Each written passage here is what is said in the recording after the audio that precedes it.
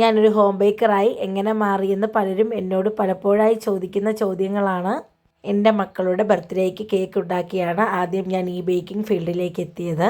കഴിഞ്ഞ 2 വർഷം മുമ്പ് ഡ്രീം കേക്ക് വളരെയധികം ട്രെൻഡിങ് ആയി നിന്ന സമയത്ത് ഓൻ്റെ ബർത്ത്ഡേക്ക് വേണ്ടി ഒരു ഡ്രീം കേക്ക് ഉണ്ടാക്കുകയും അത് കഴിച്ചു വന്ന പലരും എനിക്ക് ഓർഡർ തരികയും അങ്ങനെ ഞാനിതൊരു ബിസിനസ്സാക്കി മാറ്റുകയും ചെയ്തു. പുതിയ പുതിയ ഫ്ലേവറുകൾ പരീക്ഷിക്കുന്നത് മക്കളുടെ ബർത്ത്ഡേക്ക് വേണ്ടിയാണ്. ഇപ്രാവശ്യവും ആദ്യമായി തന്നെ ചെയ്തൊരു ഫ്ലേവറാണ് പാഷൻ ഫ്രൂട്ട് ഫ്ലേവർ. കഴിവതും ഞാൻ ഫ്രൂട്ട്സൊക്കെ ചെയ്യുമ്പോൾ ഫ്രഷ് ഫ്രൂട്ട്സ് വെച്ചിട്ട് തന്നെയാണ് ചെയ്യുന്നത്.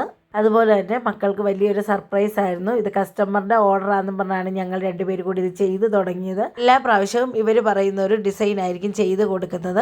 എങ്കിൽ ഈ പ്രാവശ്യം ഞങ്ങളുടെ ഇഷ്ടത്തിന് തന്നെ ഒരു സദ്യ കേക്കിന് വേണ്ടി വട്ടം കൂട്ടുകയായിരുന്നു.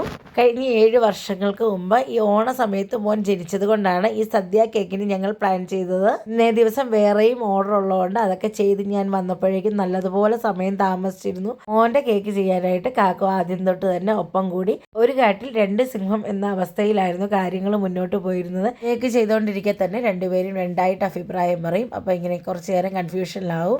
എന്താണെങ്കിലും ദാണ്ട് ഇവിടെ അത്യാവശ്യം അടിപൊളിയായിട്ട് തന്നെ ഈ കേക്ക് നമുക്ക് ചെയ്തെടുക്കാൻ പറ്റി. സദ്യയുടെ കറികളെല്ലാം നമ്മൾ ഫോണ്ടന്റിൽ റെഡിയാക്കി എടുക്കണമെന്ന് വിചാരിച്ചാണ് തുടങ്ങിയത്. ഇടയ്ക്ക് വേറെയും ഓർഡറുകൾ കയറി വന്നതിനാൽ കേക്ക് കട്ട് ചെയ്യുന്നതിൻ്റെ ഏതാനും നിമിഷങ്ങൾക്ക് മുമ്പാണ് കറികളെല്ലാം സെറ്റാക്കി എടുത്തത്.